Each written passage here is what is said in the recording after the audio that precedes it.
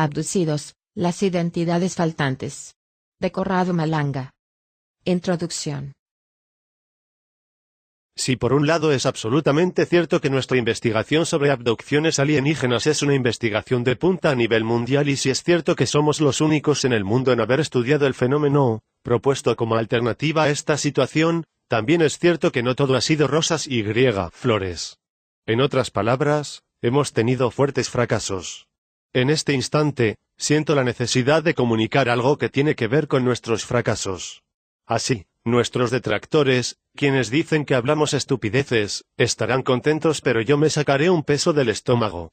El estado del arte. Si por un lado es cierto que hemos construido un sistema eficaz para hacer aumentar el nivel de conciencia de la gente, es cierto que los abducidos llegan a liberarse del problema alienígena, algunos para siempre, algunos por un periodo, algunos en parte, algunos con dificultad, algunos rápidamente. También es cierto que algunos sujetos no llegan a salir de este. Desde un punto de vista sociológico, entiendo muchas cosas que he podido notar y que la gente común, en cambio, no comprende para nada. Lo veo y lo comprendo desde el nivel de las cartas y llamadas que me llegan que, de todas formas, debo tener en cuenta. La identidad jamás tenida. Nuestro trabajo es para algunos, que son la mayoría del pueblo italiano, completamente desconocido, para algunos, la verdadera minoría, comprendido y estudiado, y para un amplio sector de personas, totalmente rechazado. Este aspecto de la cuestión es para nosotros, sin embargo, la representación de nuestro fracaso. No podemos culparnos del hecho de que la gente no sepa ni siquiera que existimos, a causa del manejo de la información que, en Italia como en el mundo, está en manos de deficientes contratados por quienes mandan. En cambio, debemos pensar en las personas que han llegado a ser conscientes de las cosas que decimos y que, a menudo, se burlan de nosotros de forma muy cruel. En realidad, este tipo de comunidad se divide en dos categorías. La primera que en Internet busca destruir mi persona no pudiendo destruir mis ideas, y la segunda que forma parte de la sociedad para el bien.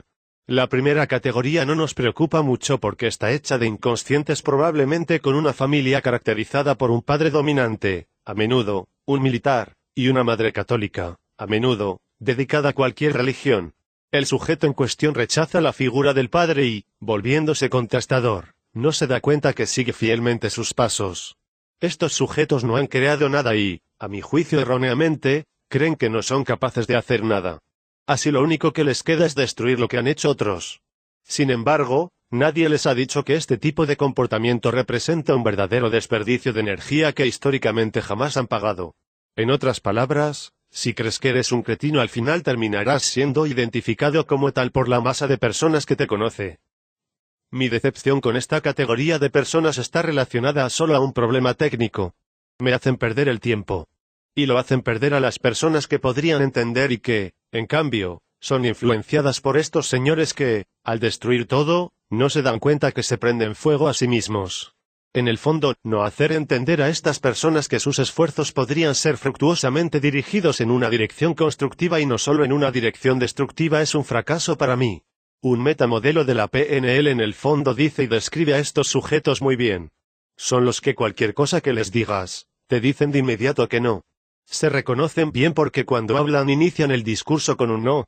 Hoy es un lindo día y él te responde no, seguido de una serie de exclamaciones que, de todas maneras, no justifican su no de apertura. ¿Vamos al cine? No. ¿Quieres ir al cine o al teatro? No son personas que viven en el equilibrio entre lo irresoluble y lo desconocido. Jamás llegarán a una solución porque dicen, las cosas están así, sería traumático para ellos. Significaría que hay una solución y también significaría que no la han encontrado, pero también significaría que podrían tratar de encontrarla. Muy agotador. Es más fácil creer que no hay soluciones. ¿Hablas de religión? Los dioses no existen. ¿Hablas de física? Sí, pero pienso si las cosas están así como dicen los científicos. ¿Hablas del amor? No, el amor no existe, ellos hablan de sí mismos y te responden. Ni siquiera sé si existo. Se caracterizan por el hecho de que creen que hacer hipótesis está profundamente mal. En realidad para ellos hacer hipótesis es profundamente peligroso. Se podría llegar a las soluciones. Esto es muy peligroso para ellos porque una de las soluciones posibles sería identificada en el hecho de que estos sujetos son inútiles. Inútil. Si el padre se lo dijo. Eres un cretino cuando era pequeño y la madre no lo defendía. Y ahora que es grande, en un estricto anonimato, lo encontramos escribiendo mierda en internet contra cualquiera que inconscientemente le recuerde la figura de la institución, del jefe, de la persona que tiene como referencia. Personas en búsqueda de una identidad jamás poseída. La identidad rechazada. La otra categoría de personas son los padres de estos sujetos. Los llamados buenos pensadores de la sociedad que, si por un lado han dejado los valores familiares en casa y ya no se interesan más por los hijos, a lo máximo hostigándolos y abrumándolos con órdenes y pedidos, ahora se encuentran manejando su evidente falta de identidad. Por ejemplo, últimamente recibí una llamada de un profesor universitario de una prestigiosa universidad italiana. El sujeto me llama y me dice que quiere darme un consejo. Yo que conozco las reglas de la comunicación pienso de inmediato. No me des consejos. Sé equivocarme por mí mismo. El sujeto en cuestión me dice que ese día recogió a su hijo en psiquiatría en medio de una crisis de locura. En una hoja que el hijo le dejó al padre, profesor universitario, estaba escrito: si sucede algo contáctate con Malanga. Al inicio de la conversación, creo que el sujeto que me está hablando quiere entender lo que le ocurrió al hijo, que además me había llamado un tiempo antes. En esa llamada suya entendí perfectamente su grado de esquizofrenia latente y, de todas maneras, le pedí que me enviara un test de autoevaluación que, sin embargo, el hospitalizado jamás me envió. Por lo tanto, creía que el padre, profesor universitario, me pedía explicaciones y que sus preguntas al final tenían un signo de interrogación y me pedía explicaciones sobre lo que le podría haber sucedido a su hijo. No, el padre me llamaba para darme un consejo. Me aconsejaba no escribir las cosas que escribo porque según él, las mentes frágiles, leyendo lo que escribo, podían sufrir las consecuencias. En programación neurolingüística me estaba diciendo que si su hijo estaba loco era culpa mía porque había leído las cosas que yo había escrito y la mente débil se dejaba influenciar. Obviamente lo dejé pasar, como dejé pasar las veladas amenazas de denuncia de este señor que me llamaba. Querido colega. Pero le expliqué al sujeto en cuestión que si su hijo era esquizofrénico no era debido a lo que escribo sino tal vez a problemas internos del núcleo familiar del que nuestro profesor universitario tenía las riendas. Era más fácil para nuestro buen pensador, ganador de un concurso universitario probablemente manipulado, creer que la culpa de los problemas psíquicos de su hijo fuese en culpa mía y no suya realmente. Él rechazaba su identidad y la de su hijo. Este sujeto no entendía que si por casualidad yo fuese culpable de la esquizofrenia del hijo en términos expuestos por él al teléfono y basados en el hecho de que mis declaraciones son peligrosas para sujetos débiles, se debería prohibir la Iglesia Católica o el Partido Libertador por la cantidad de mierda que dicen y que se refleja en millones de personas que creen y por esto morirán de hambre dentro de poco. La expresión, sujetos influenciables, representa un modo incorrecto de decir personas sin conciencia, donde la conciencia ha sido, a menudo, castrada por padres autoritarios que piensan que si no te sabes el griego antiguo de memoria, eres un cretino. Los hijos de estos padres tienen dos posibilidades en la vida, se vuelven peores que los padres creyendo que no se debe creer en nada. El profesor de arriba me dice inmediatamente que no cree ni siquiera en la medicina convencional pasándose la vida destruyendo cualquier cosa que alguien diga, o sujetos depresivos que deben, en cambio, ser ayudados para hacer hablar a sus partes anímica o espiritual. ¿Cómo le explico a tal padre que su hijo, en sus visiones, tiene una relación conflictiva con su parte inconsciente, que no logra transmitir por vía arquetípica la información a la mente y entonces también al cuerpo? Y que todo esto provoca dentro de él visiones y percepciones malinterpretadas cambiando la comunicación anímica por una comunicación angelical o alienígena. Vea lo que dice Hillman a propósito de las psicosis con trasfondo religioso. mitosandlogos.com weblink. Es más fácil para un padre decir, es culpa del que escribe, si mi hijo está mal de la cabeza, que se haga un examen de conciencia y entienda que su vida en familia resulta un fracaso total. De lo contrario, no sería profesor universitario, me debería decir, sabiendo mucho. Por lo tanto, fracaso porque no puedo comunicar a los hijos y a los padres que se debe dar una vuelta a la humanidad. Fracaso porque a nivel de metacomunicación obtuve resultados escasos e insignificantes. A donde no llega mi comunicación no puedo hacerme problema, pero ¿a quién le llega? ¿Por qué no entiende? Evidentemente he fallado. Oh, un cretino no puede entender. Sería fácil salirse con esta broma, pero por desgracia, el tema no puede ser liquidado tan fácilmente. ¿Qué debería decir? Tomarlos uno por uno y hacerles ver que la realidad que ellos describen es muy distinta a la real. Pero esto significaría que me debería transformar en un psicoterapeuta, cosa que no soy y que me rehúso categóricamente a hacer.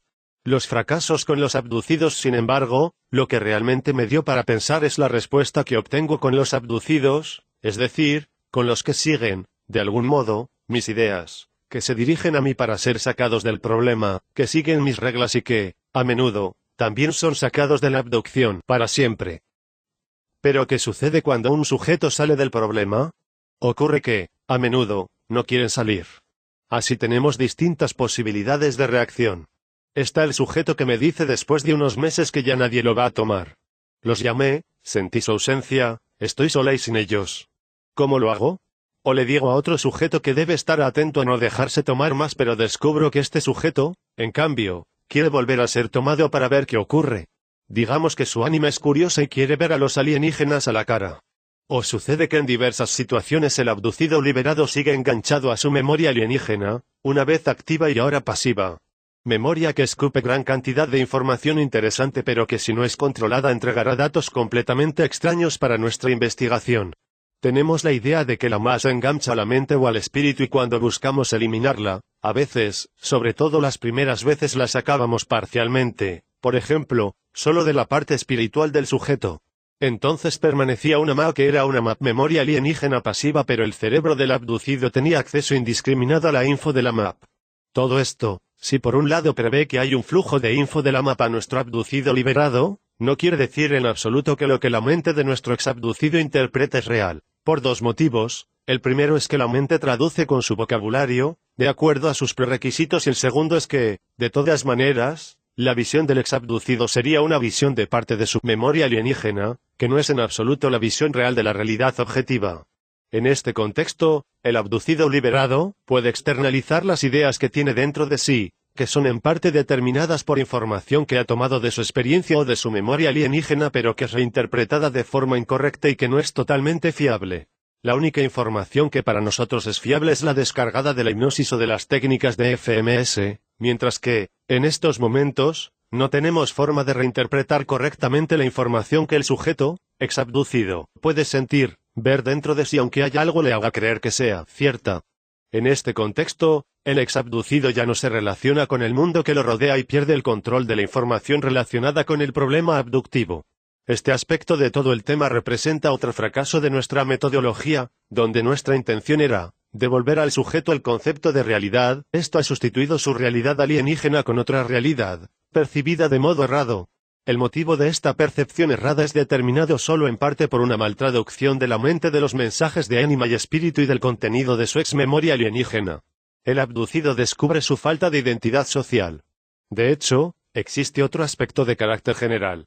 El abducido que se libera del problema alienígena, a menudo, ve, por primera vez, los verdaderos problemas de su vida que vivía de forma obnubilada por la presencia de parásitos internos, como el Lux y la misma Ma, desde siempre. Se descubre así que el exabducido no es absolutamente capaz de manejar su vida porque es cierto que ha hecho la experiencia alienígena pero no ha hecho otra, que en cambio habría podido hacer si el alienígena se lo hubiese permitido. En pocas palabras, el abducido liberado podrá ser inmune al alienígena pero no a realizar miles de comportamientos estúpidos en su vida futura, creyendo ahora poder considerarse superpartes.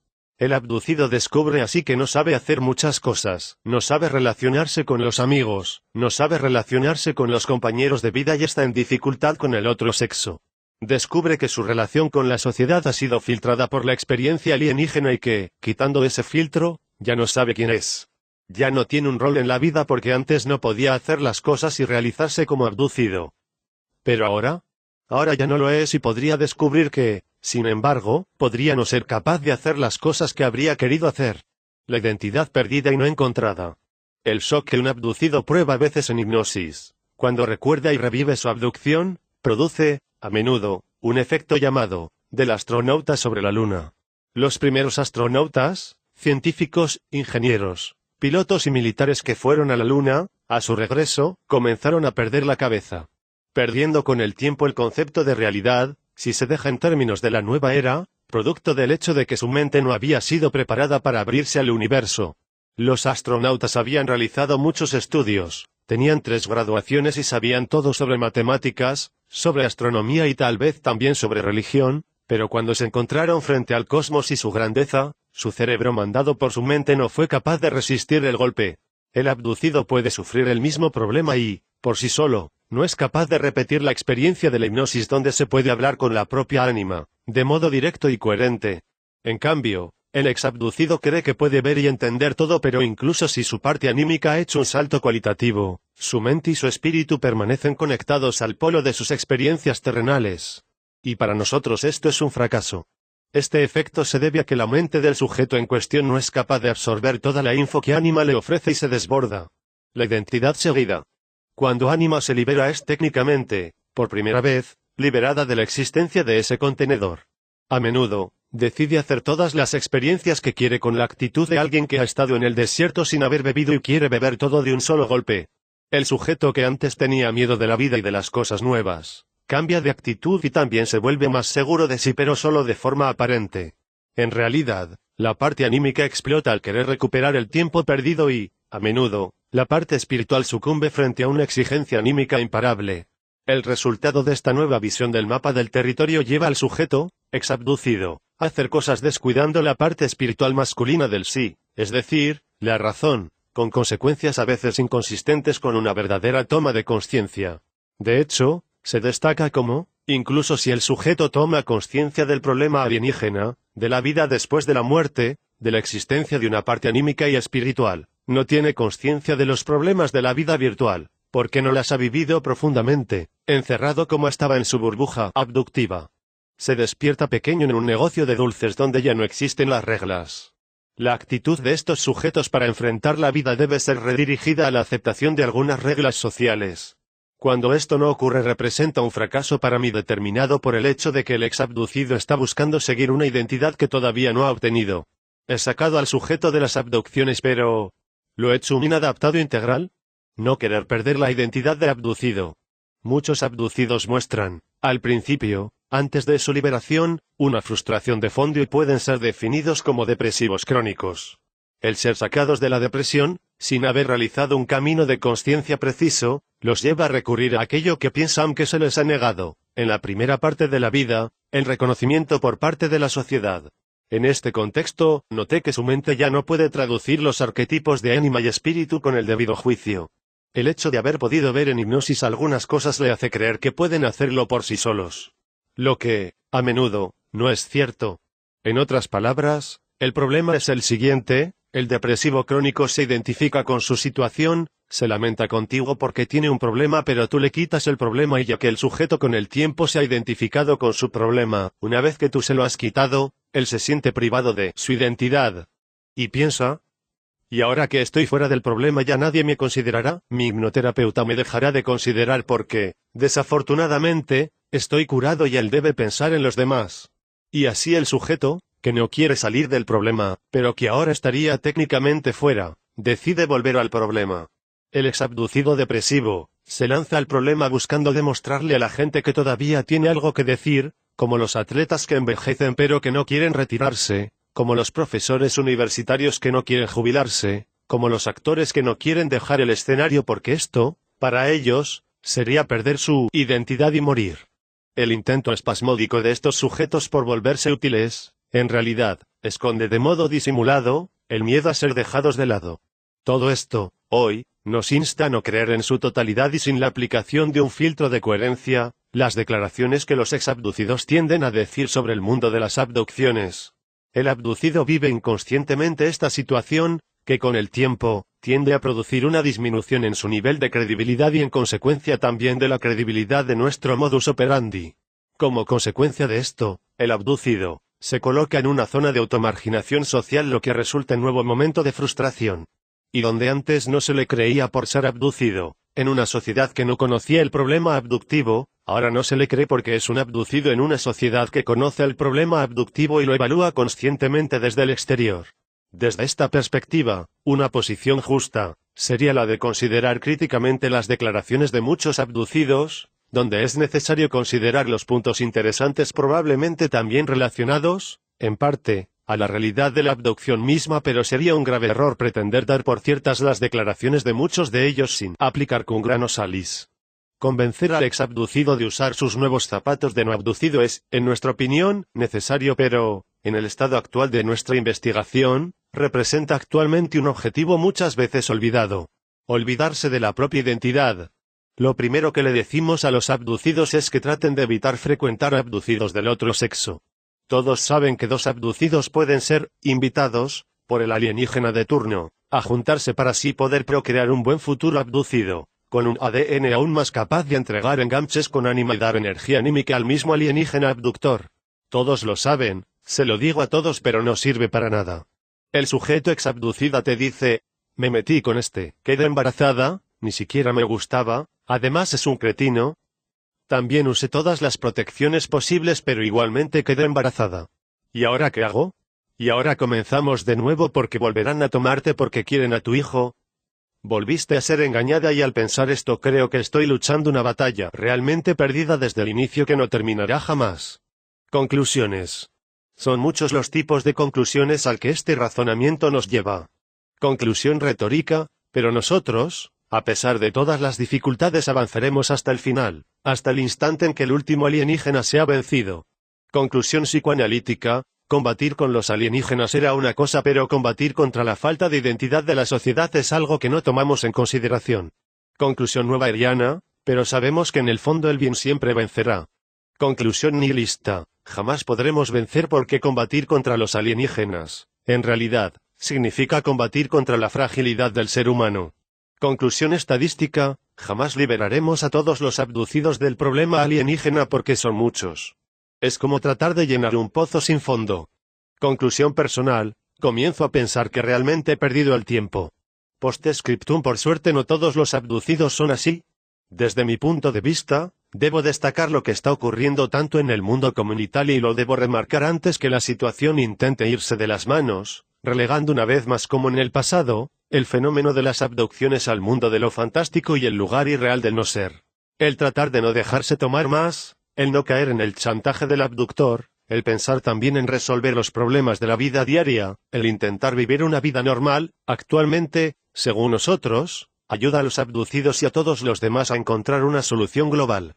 Hoy, todo esto, en cambio, debe ayudarnos a tratar de corregir este comportamiento incorrecto que, a menudo, muchos abducidos tratan de asumir, en el intento de buscar su nueva identidad de no abducidos, descubriendo, en cambio, su primitiva identidad de seres humanos.